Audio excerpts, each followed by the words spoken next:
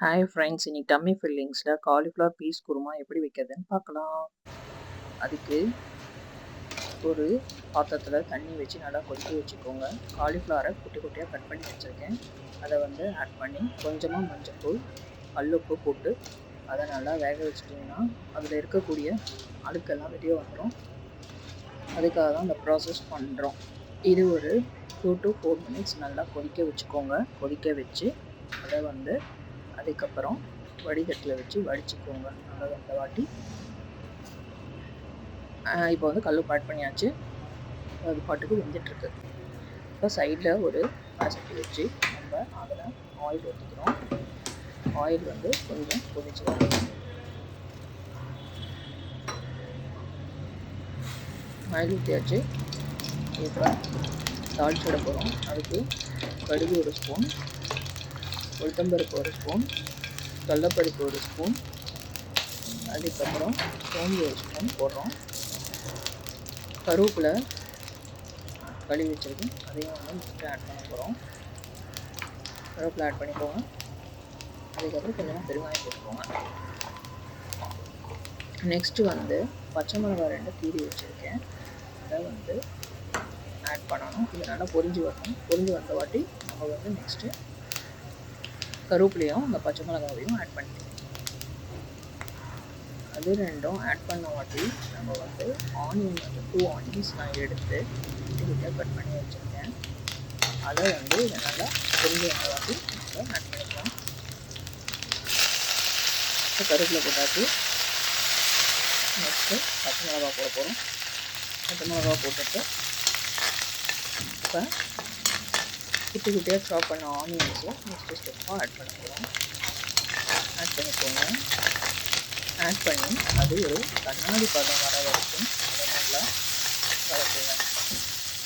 Next இஞ்சி பூண்டு ஒரே ஒரு ஸ்பூன் வச்சு வச்சுருக்கேன். பூண்டு நல்லா ஃபுல்லாக இது பண்ணி வச்சுருக்கேன். அப்புறம் இஞ்சி ஒரு சின்ன பீஸ் வச்சு அதை எடுத்து அதையும் நல்லா சாப் பண்ணிக்கோங்க. சாப் பண்ணி நல்லா மிக்சியில் போட்டு அரைச்சி எடுத்து வச்சுருக்கேன் ரெடியாக. அதை நெக்ஸ்ட்டு ஸ்டெப்பாக நம்ம ஆட் பண்ணுவோம். ஆட் பண்ணிடுங்க. ஆட் பண்ணிவிட்டு அது அடி பிடிக்காமல் நல்லா கிளறி போடணும்.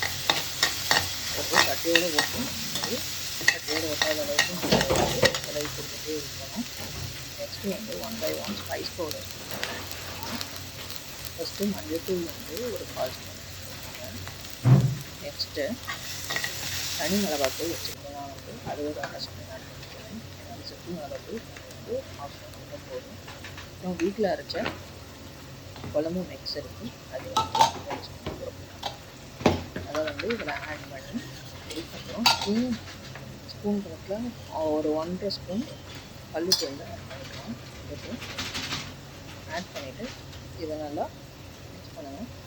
மிக்ஸ் பண்ணிவிட்டு நான் 3 தக்காளி எடுத்திருக்கேன். அந்த தக்காளியை நல்லா ஸ்லைஸ் பண்ணி மிக்சியில் போட்டு நல்லா அரைச்சி வச்சுருக்கேன். நெக்ஸ்ட்டு ஸ்டெப்பாக அதை இந்த ஸ்பைஸ் பவுடர்ஸ்லாம் போட்ட வாட்டி எல்லாம் போட்டு கிளறி கொடுத்து அதுக்கப்புறம் நெக்ஸ்ட்டு ஸ்டெப்பாக அந்த தக்காளி பேஸ்ட்டை ஆட் பண்ணுறோம். ஆட் பண்ணிவிட்டு இதை நல்லா கலந்து கொடுங்க. நான் க்ரீன் பீஸ் கோசன் பீஸ் வச்சுருக்கேன். அதை தண்ணியில் அதுதான் இந்த குழம்புல ப்ரோட்டீன் சோர்ஸாக இருக்க போது. அதுக்காக இது கொஞ்சம் நல்லா வதங்கி வந்த வாட்டி நம்ம நெக்ஸ்ட்டு க்ரீன் பீஸ் ஆட் பண்ணிக்கலாம். உப்பு போட்டாச்சு. அடுத்து க்ரீன் பீஸ் ஆட் பண்ணிக்கலாம். க்ரீன் பீஸை நெக்ஸ்ட்டு ஸ்டெப்பாக ஆட் பண்ணிக்கிறோம். இப்போ ஓரளவு அது காய் வெந்திருக்கும். காய் வெந்த வாட்டி அதை ஒரு வடிகட்டியில் போட்டு நல்லா வடித்து வச்சுக்கோங்க. வடித்து வச்சுட்டு அதை நெக்ஸ்ட்டு ஸ்டெப்பாக இந்த பட்டாணியோட அந்த வெங்காயம் தக்காளி கிரேவி நல்லா மிக்ஸ் ஆகணும். அந்த ஸ்பைஸ் பவுடர்ஸும் மிக்ஸ் ஆகணும். ஸ்பைஸு உப்பு எல்லாம் மிக்ஸ் ஆன வாட்டி இதை வடித்து வச்சுருக்கேன். அதை காயெல்லாம் ஆட் பண்ணி அதை கொஞ்சம் நேரம் அடுப்பில் மிக்ஸ் பண்ணி கொடுங்க.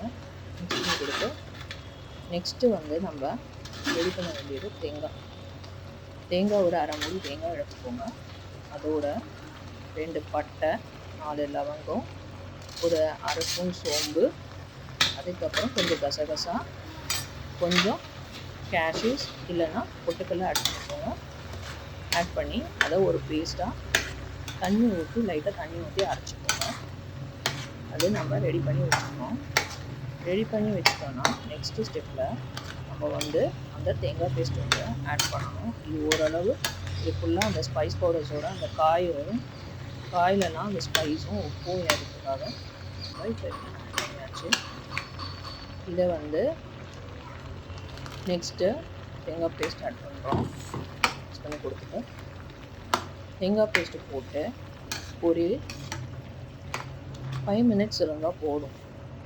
அவ்வளோ நேரம் தான் விடணும். ரொம்ப நேரம் தேங்காய் வேக விடக்கூடாது. அதுக்கப்புறம் இது நல்லா வெந்து வந்த உடனே நான் வந்து இப்போ என்ன பண்ணுறேன்னா மிக்ஸி வச்சு நல்லா கழுவி அதில் அளவு தண்ணியை எடுத்து ஊற்றுறேன். அப்புறம் அது நல்லா வேகணும். வெந்த வாட்டி நெக்ஸ்ட்டு கடைசி ஸ்டெப்பாக கொஞ்சோண்டு கரம் மசாலா வந்து நான் வந்து ஆட் பண்ணுறேன். ஒரு 1/4 ஸ்பூன் அளவுக்கு கரம் மசாலா ஆட் பண்ண போகிறேன். ஏன்னா ஏற்கனவே பட்டை லவங்கம் சோம்பு கசகசாலாம் தேங்காயோடையும் நம்ம அரைச்சி போட்டுருக்கோம். அதனால் கொஞ்சோண்டு கரம் மசாலா போட்டோம். அது ஃபைனல் ஸ்டெப்பாக நம்ம ஆட் பண்ணணும்.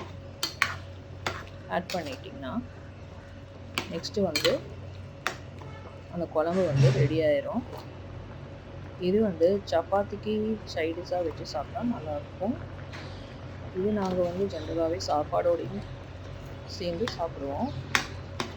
மெயினாக சப்பாத்திக்கு இது சூப்பராக இருக்கும் இந்த டிஷ்ஷு. இதில் பட்டாணி இருக்கிறதுனால குழந்தைங்கலாம் வந்து நல்லா விரும்பி சாப்பிடுவாங்க. எங்கள் வீட்டு குழந்தைங்களுக்கு இந்த பச்சை பட்டாணி ரொம்ப பிடிக்கும். இந்த டிஷ்ஷை விரும்பி கேட்பாங்க. நானும் எங்கள் வீட்டில் இதை வந்து செஞ்சு கொடுப்பேன் பசங்களுக்காக. ஒரு 1 மினிட் மூடிட்டு இது வந்து ரெடி ஆயிடுச்சு. ஸோ